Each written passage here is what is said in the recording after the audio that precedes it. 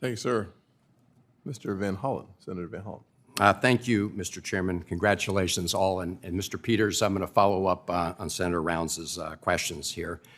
You are aware, are you not, that on his recent trip to the UAE, President Trump agreed to transfer lots of very sensitive chips and AI know-how to G42, a state-owned UAE company. You're aware of that agreement, right? Senator, thank you for the question. I'm certainly aware of the trip as has been publicly reported. The specifics of what was agreed to, unfortunately, I'm not aware of. All right. So you're aware of the fact that on the eve of departing for his trip to the Gulf states, that the Trump administration rescinded the Biden administration AI diffusion rule. Are you aware of that? I am aware of the public pronouncements of an intention not to enforce that rule. And right. my understanding, though I'm not in the building, is that a rescission regulation is forthcoming. Right. So that rule, of course, was intended to prevent the transfer of very sensitive U.S. chips and AI technology to adversaries, including China. You're aware of the fact that G42 has various ties with the PRC. Are you aware of that fact? I'm not specifically aware of it, Senator. No.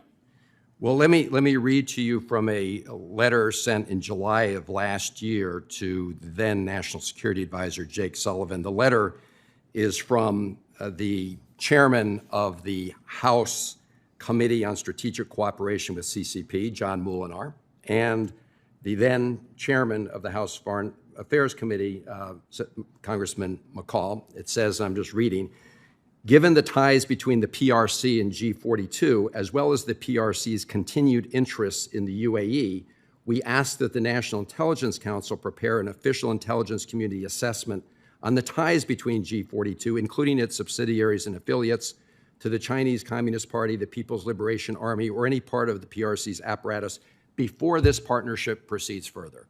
So my question to you is, if confirmed, will you argue that this assessment, which the House Republican chair of the Committee on the CCP wanted to see go forward, would be done before the deal with the UAE and G42 would go forward?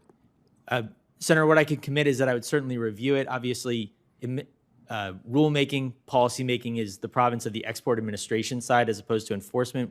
What I can commit is to a vigorous and aggressive enforcement of those laws and regulations that exist. Well, I have to tell you, it's extremely troubling because, again, the day before I think President Trump goes to the Gulf, he eliminates this rule that's specifically designed to prevent the diffusion of high-end U.S. technology chips and AI to China.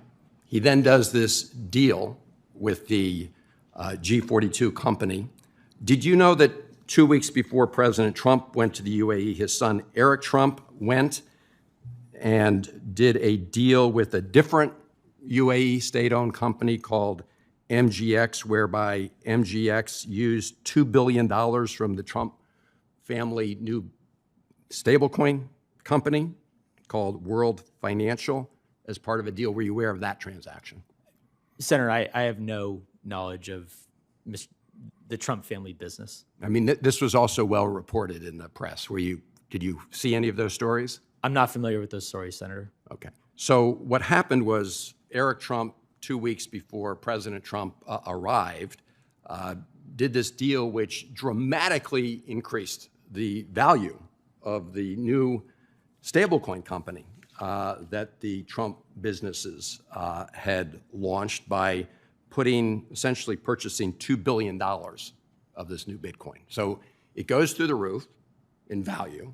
2 weeks later, the president comes to the UAE and does a deal with another UAE state-owned company, G42. Do you know who the chairman of G42 is and the chairman of MGX? No, Senator, I don't. Well, it happens to be the same person. It happens to be a member of the Emirati royal family. He's the national security advisor, Sheikh Tahoon. I've met him. He's a very good businessman. And he cut a very good deal for G42 with President Trump in terms of getting the transfer of this U.S. technology. And he did it 2 weeks after doing a different deal with Eric Trump that enriched the Trump family business. I have to tell you, this stinks to high heaven, and I hope if you're confirmed, you will work with us to look out for this wrongful transfer, which really puts our security at risk. Senator Banks.